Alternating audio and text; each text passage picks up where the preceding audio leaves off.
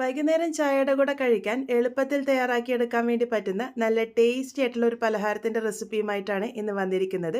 കുട്ടികളൊക്കെ സ്കൂൾ വിട്ട് വരുമ്പോഴേക്കും ഈസി ആയിട്ട് നമുക്കിത് തയ്യാറാക്കി എടുക്കാൻ വേണ്ടി പറ്റും. ഇതെങ്ങനെയാണ് ഉണ്ടാക്കുന്നതെന്ന് നോക്കാം. അതിനായിട്ട് ആദ്യം തന്നെ ഒരു ബൗളിലേക്ക് 2 മീഡിയം വലുപ്പത്തിലുള്ള സവാള കനം കുറച്ചരിഞ്ഞതാണ് ഇട്ട് കൊടുത്തിരിക്കുന്നത്. പറ്റാവുന്നത്രയും കനം കുറഞ്ഞ് തന്നെയാണ് അരിഞ്ഞെടുത്തിരിക്കുന്നത്.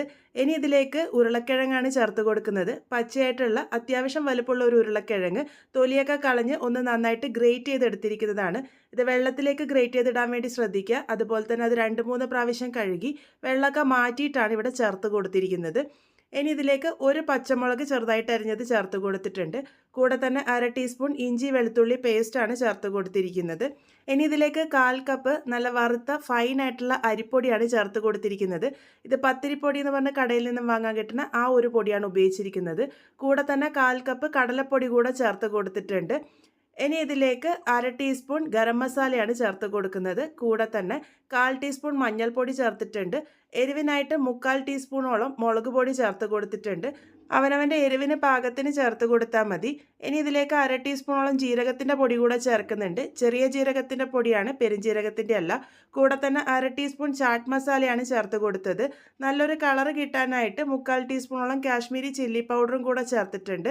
ഇനി ഇതിലേക്ക് ആവശ്യത്തിന് ഉപ്പ് ചേർത്ത് കൊടുക്കാം. ഞാനിവിടെ ഏകദേശം 3/4 ടീസ്പൂണോളം ഉപ്പാണ് ആദ്യം ചേർത്ത് കൊടുത്തത്. പിന്നെ നമുക്ക് നോക്കിയിട്ട് ചേർത്ത് കൊടുക്കാവുന്നതാണ്. ഇതിലേക്ക് കുറച്ച് മല്ലിയില ചെറുതായിട്ട് അരിഞ്ഞതും കൂടെ ചേർത്ത് കൊടുക്കാം. കൂടെ തന്നെ ഒരു മുട്ടയാണ് പൊട്ടിച്ചൊഴിക്കുന്നത്. മുട്ട നിങ്ങൾക്ക് വേണ്ടാന്നുണ്ടെങ്കിൽ സ്കിപ്പ് ചെയ്താലും കുഴപ്പമൊന്നുമില്ല കേട്ടോ. മുട്ടയില്ലാതെയും ഈ ഒരു പലഹാരം തയ്യാറാക്കി എടുക്കാവുന്നതാണ്. മുട്ട കൂടെ വരുമ്പോൾ രുചി ഒന്നും കൂടെ കൂടും, അത്രേ ഉള്ളൂ. ഇനി ഇതെല്ലാം കൂടെ ആദ്യം നന്നായിട്ട് മിക്സ് ചെയ്തെടുക്കാം. ആ ഒരു മസാല ചേർത്തതിൽ ചാട്ട് മസാല നിങ്ങൾക്ക് ഒഴിവാക്കിയാലും കുഴപ്പമൊന്നുമില്ല. ചെറിയൊരു പുളിപ്പൊക്കെ കിട്ടാൻ വേണ്ടിയിട്ടാണ് ചാട്ട് മസാല ഉപയോഗിക്കുന്നത്. അത് ഒഴിവാക്കുന്നുണ്ടെങ്കിൽ വേണമെങ്കിൽ ലെമൺ ജ്യൂസ് ചേർത്താലും മതിയാകും. ആദ്യം വെള്ളമൊന്നും ചേർക്കാതെ കൈ ഉപയോഗിച്ച് നന്നായിട്ട് തന്നെ ഒന്ന് കുഴച്ചെടുക്കുക. ആ ഒരു സവാളയിൽ നിന്നൊക്കെ വെള്ളം ഇറങ്ങി വരും. അതുപോലെ മുട്ടയും നമ്മൾ ചേർത്ത് കൊടുത്തിട്ടുണ്ട്. ഇതുപോലെ നന്നായിട്ടൊന്ന് മിക്സ് ചെയ്തെടുത്തതിന് ശേഷം നമുക്ക് നോക്കിയിട്ട് വെള്ളം ചേർത്ത് കൊടുക്കാം. ഇതിലേക്ക് ഒരല്പം വെള്ളത്തിൻ്റെ കുറവുണ്ട്. അതുകൊണ്ട് ഞാനിവിടെ 1/4 കപ്പിൻ്റെ പകുതി മാത്രമേ ചേർത്തിട്ടുള്ളൂ. ഏകദേശം 2 ടേബിൾ സ്പൂണോളൊക്കെ കാണും. അത് നോക്കി മാത്രം ചേർത്ത് കൊടുത്താൽ മതി. ഒരു കുഴഞ്ഞ രീതിക്കുള്ള കൂട്ടാണ് നമുക്ക് ആവശ്യമായിട്ടുള്ളത്. ഇതിപ്പോൾ പാകത്തിന് റെഡി ആയിട്ടുണ്ട്. ഇനി ഇതിലേക്ക് ആവശ്യമായിട്ടുള്ളത് ബ്രെഡാണ്. ഞാനിവിടെ 4 ബ്രെഡ് സ്ലൈസ് എടുത്തിട്ടുണ്ട്. അത് നടുവേ ഇതുപോലെ ഒന്ന് കട്ട് ചെയ്തെടുക്കാം. ട്രയാങ്കിൾ ഷേപ്പിലേക്കാണ് ആക്കിയെടുക്കുന്നത്. 4 എടുത്തിട്ടുണ്ടെങ്കിലും ഈ ഒരു അളവിൽ നമുക്ക് തയ്യാറാക്കിയെടുക്കുമ്പോൾ 3 ബ്രെഡ് സ്ലൈസ് മാത്രമേ ആവശ്യമായിട്ട് വരുള്ളൂ. അപ്പോൾ ഇത് ഞാനിവിടെ മുറിച്ചെടുത്തിട്ടുണ്ട്. ഇനി ഇതെങ്ങനെയാണ് സെറ്റ് ചെയ്യുന്നതെന്ന് നോക്കാം. ഈ ഒരു ബ്രെഡ് സ്ലൈസ് എടുത്ത് ഇതിൽ നന്നായിട്ടൊന്ന് കോട്ട് ചെയ്തെടുക്കുകയാണ് ചെയ്യുന്നത്. ആ ഒരു ഉള്ളിയുടെ കൂട്ട് ഇത് കോട്ട് ചെയ്തെടുക്കുമ്പോൾ നമ്മൾ ഒരു ഭാഗത്ത് കോട്ട് ചെയ്ത് മറിച്ചിടുമ്പോൾ അപ്പുറത്തെ ഭാഗം ഇളകി വരാനുള്ള സാധ്യതയുണ്ട്. അപ്പോൾ ഇതുപോലെ ഒന്ന് വെച്ച് കൊടുക്കുക, നല്ലപോലെ ഒന്ന് അമർത്തി കൊടുക്കുക. അതിനുശേഷം അപ്പുറത്തെ ഭാഗത്തും ആക്കിയിട്ട് എടുക്കുമ്പോൾ ഒന്ന് ശ്രദ്ധിച്ചെടുത്താൽ മതി. അഥവാ വീണ് പോകുന്നുണ്ടെങ്കിൽ നമ്മൾ എണ്ണയിൽ ഇട്ട് കൊടുത്തതിന് ശേഷം നമുക്ക് ആ ഒരു മുകളിലേക്കായിട്ട് വെച്ച് കൊടുത്താലും മതിയാകും.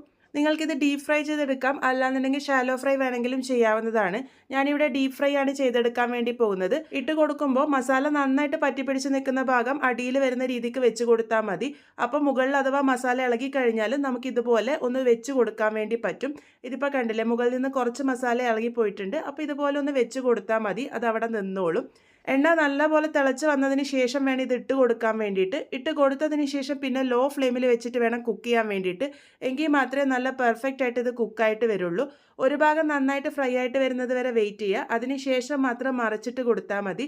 ഇതിപ്പോൾ ഒരു ഭാഗം നന്നായിട്ട് ഫ്രൈ ആയിട്ട് വന്നിട്ടുണ്ട്. അപ്പോൾ ഞാനിവിടെ മറിച്ചിട്ട് കൊടുത്തിട്ടുണ്ട്. അങ്ങനെ തിരിച്ച് മറിച്ചൊക്കെയിട്ട് 2 ഭാഗവും നല്ലൊരു ഗോൾഡൻ ബ്രൗൺ കളർ ആകുന്നത് വരെ ലോ ടു മീഡിയം ഫ്ലെയിമിൽ വെച്ചിട്ട് തന്നെ കുക്ക് ചെയ്യാൻ വേണ്ടിയിട്ട് ശ്രദ്ധിക്കുക. ഒരുപാട് ഹൈ ഫ്ലെയിമിൽ വെച്ചാൽ ഉള്ളിയൊക്കെ കരിഞ്ഞു പോകാനുള്ള സാധ്യതയുണ്ട്. അപ്പോൾ ഇതിൻ്റെ രുചി ആകെ മാറിപ്പോകും. ഇതിപ്പോൾ പാകത്തിന് റെഡി ആയിട്ടുണ്ട്. നമുക്കിത് എണ്ണയിൽ നിന്നും കോരി മാറ്റാം. ഇതേപോലെ തന്നെ ബാക്കിയുള്ളതൊക്കെ റെഡിയാക്കി എടുക്കാം. നല്ല ടേസ്റ്റി ആയിട്ടുള്ള നമ്മളുടെ പലഹാരം ഇവിടെ റെഡി ആയിട്ടുണ്ട്. ഇതിൽ ബ്രെഡും കൂടെ വരുന്നത് കൊണ്ട് തന്നെ ഇതിൽ 1-2 കഴിക്കുമ്പോഴേക്കും തന്നെ കുട്ടികളുടെ വയറ് നിറഞ്ഞോളും. ഇത് നമുക്ക് ടൊമാറ്റോ സോസോ അല്ലാന്നുണ്ടെങ്കിൽ പുതിന ചട്നിയൊക്കെ വെച്ചിട്ട് സെർവ് ചെയ്യാവുന്നതാണ്. എന്തായാലും ട്രൈ ചെയ്ത് നോക്കൂ. ട്രൈ ചെയ്ത് ഫീഡ്ബാക്സ് ഒക്കെ പറയാൻ മറക്കരുത്.